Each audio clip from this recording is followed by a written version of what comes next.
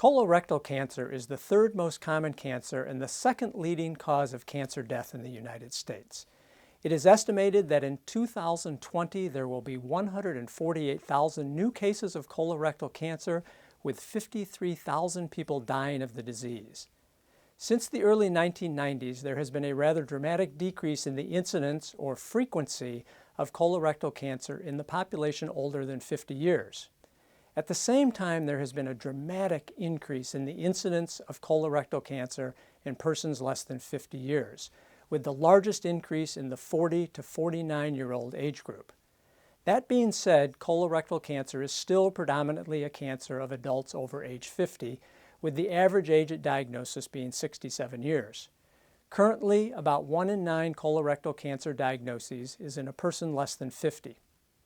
Between 2008 and 2017, the death rate from colorectal cancer has declined by 2.6% per year for adults over age 55, but has increased by 1% per year for adults younger than age 55.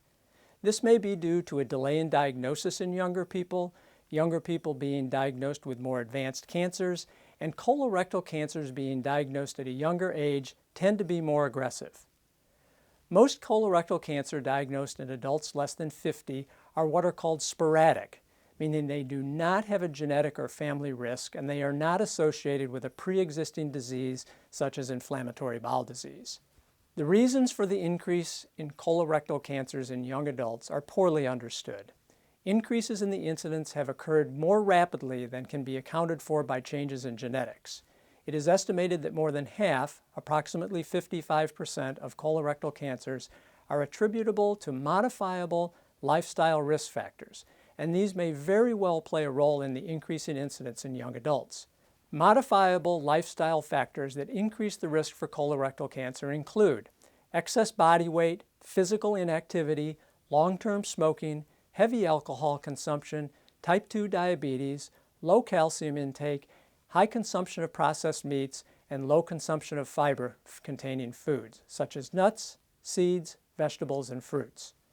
Also, research is beginning to focus on the composition of the gut microbiome, those trillions of bacteria in your gut, and how changes to the microbiome through poor diet, overuse of antibiotics, stress, and obesity may influence the risk for colorectal cancer.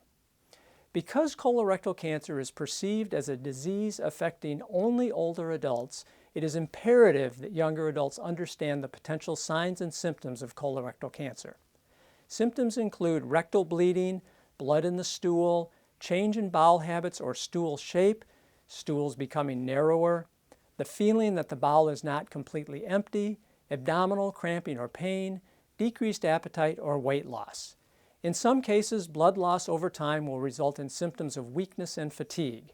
Given the increase in incidence of colorectal cancer in young adults, timely evaluation of persistent symptoms is important. When to begin screening for colorectal cancer is controversial. The current recommendation is to begin screening meaning looking for a cancer or precursor to cancer called a polyp before a person has symptoms, at age 50, with colonoscopy being the gold standard. The American Cancer Society recommends colorectal screening starting at age 45 because of the rising incidence of colorectal cancer in adults under 50. This recommendation has not been widely adopted and is usually not paid for by insurance. Not only has there been an increase in colorectal cancer in young adults, but there has been a significant increase in cancers of the uterus, pancreas, kidney, gallbladder, and multiple myeloma in younger adults, and this risk rises more in successively younger generations. The bottom line is that younger and younger adults are being diagnosed with colorectal cancer, and up to half may be lifestyle associated.